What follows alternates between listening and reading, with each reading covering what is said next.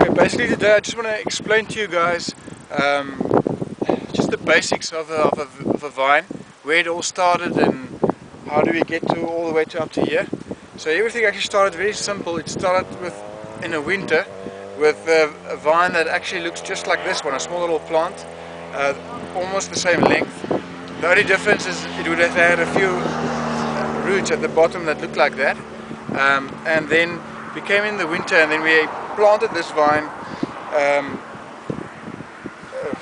over here somewhere, and then during the winter we just let it go. We don't do anything to it, and then that next summer all these eyes would have started to grow. So what we did is we came back and we cut it back, this little shoot that's standing there, we cut it back to more or less, so I don't have my scissors with me, to 3 eyes, and all 3 of these eyes would start to grow, and it would look something like this, and I would have got 3 shoots from here. These 3 shoots, I'll choose the best one and take the best, strongest shoot and take it all the way up to this wire. This is the cordon wire. So this shoot you see here, that was one of the 3 that were chosen in the summer a few years ago. He took it, the guy that trained this vine took it all the way up to the cordon wire. When this shoot reached that point, we stopped the growth there, and the moment we stopped it, we stimulated those 2 eyes to give us 2 new shoots that we bended down onto the cordon wire, and this is now our factory. This is where all the fruit are bed on the cordon wire. Reason for the wire is to support the shoot so that the wind doesn't just blow it to the ground and the berries hang in the soil and all of that kind of thing. Okay, so now we've got this vine onto the wire. We've got the 2 main arms. This arm, if you let it grow, it will just give you a lot of shoots, but we don't want too many shoots here, because at the end of the day it's all about quality, and if you have too many grapes on it, it won't be able to give you that top quality that we would like to have. So what we do is we come in and we space these shoots. We cut out all the ones we don't have, and more or less this is more or less the spacing you want. There's a thumb, hand and a thumb, so that and that and that, and that's our spacing more or less.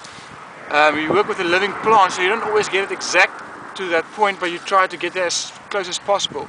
The reason for this spacing is you want maximum amount of sunlight through here, because sunlight gives you 2 things. It helps with the flavor of the fruit, and it also would give you the ability to keep this grapes nice and dry, so you don't have any diseases in there, and also with the fertility of the fruit.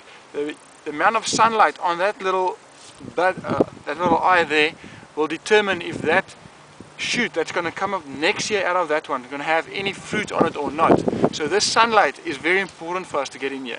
We always talk about filtered light. That means if I hold my hand on the other side of the vine, you would like to see your hand. That means it's filtered light. There's enough shade in there, but also enough light in there. So all of that begins with forming of this arm, the spacing of we call this the bearers.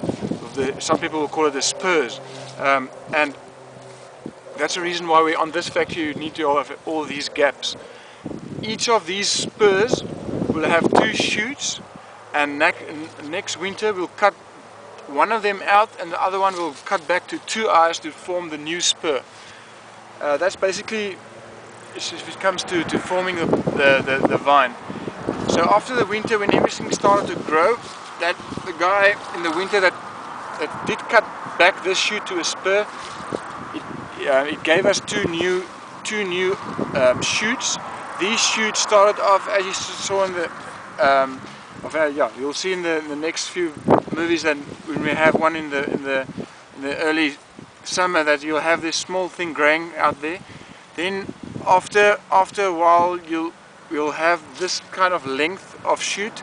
Then we'll have these wires that will come in and we'll hook it into position to keep this shoot straight up, that the wind doesn't blow it down.